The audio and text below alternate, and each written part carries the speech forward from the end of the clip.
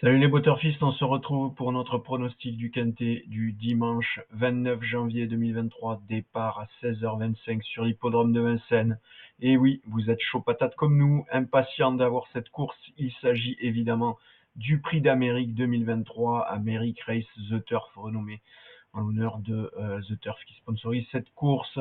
R1C7 à Vincennes, évidemment. Donc c'est de l'attelé, 1 million d'euros d'allocation, 2700 mètres, 18 partants, âgés de 5 à 10 ans, piste en match fer évidemment, corde à gauche, avant de s'aventurer sur nos prévisions pour ce quintet du Prix d'Amérique. Petit débrief, vous l'aurez vu samedi, une course qui était catégorisée jouable, qui au final a réservé bien des surprises avec un rapport quintet ordre à plus de 500 000 euros.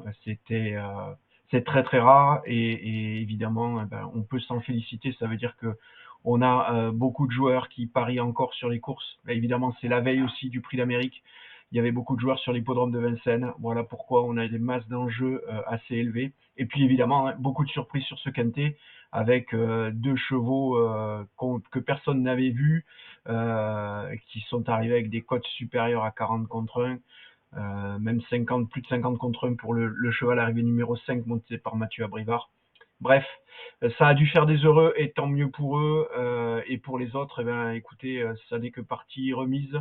Il ne faut pas perdre espoir et on va se jeter sur ce Prix d'Amérique, donc qui va se disputer sur l'hippodrome de Vincennes ce dimanche 29. Vous l'aurez vu, un quintet catégorisé jouable là aussi, avec, vous allez le voir dans quelques instants, des assez jolis gradients de probabilité, avec de beaux décrochages. Donc, alors ça reste serré, mais pour autant, il y a probablement des choses à analyser et à comprendre pour pouvoir faire de beaux tickets à partir de cette première prédiction. Et vous le savez, nos algorithmes vont encore recalculer ces prévisions cette nuit et probablement demain, avant le départ de la course, on va refaire tourner les algos pour s'assurer que nos abonnés puissent bénéficier évidemment des meilleurs pronostics pour cette course prestigieuse. On va tout de suite voir cette sélection. Vous le voyez, pour le moment, et oui, pour le moment, le premier cheval de cette sélection, c'est le numéro 2, Orsi Dream, qui sera drivé par Eric Raffin. Et vous le voyez, il est donné gagnant avec 15,19% de chance de remporter la course. En deuxième position, on a Onek, le numéro 11 avec 12,32 et 10,22 pour Oné Meharas, le numéro 7 que nous avons en troisième position. Avec ces trois chevaux, vous le voyez, on est tout juste à 37%. Alors c'est bien, mais en même temps, c'est entre une chance sur 3 et une chance sur 2. Ça veut donc dire que vous allez devoir viser des chevaux avec une cote comprise entre 6 ou 9, et c'est très très peu probable sur ce type de course, étant donné la masse des enjeux qu'il va y avoir. On va écraser les cotes un peu partout, et donc ce sera probablement très compliqué d'avoir des cotes correspondantes qui nous permettraient évidemment de placer un pari sans prendre de risques. Donc dans ce cas-là, ça veut dire qu'il faudra évidemment arbitrer et décider de prendre quelques risques pour se lancer sur ce trio. Si on élargit, le quatrième cheval de cette sélection, c'est le numéro 6, Idaho de Tillard, avec 9,67%. Moi, c'est un cheval que j'aime bien et que je verrai quand même bien aussi dans le trio de tête. Alors, vous le voyez, hein, 10-22, 9,67, on n'est pas très loin, ça peut se jouer. Il y a des choses à faire.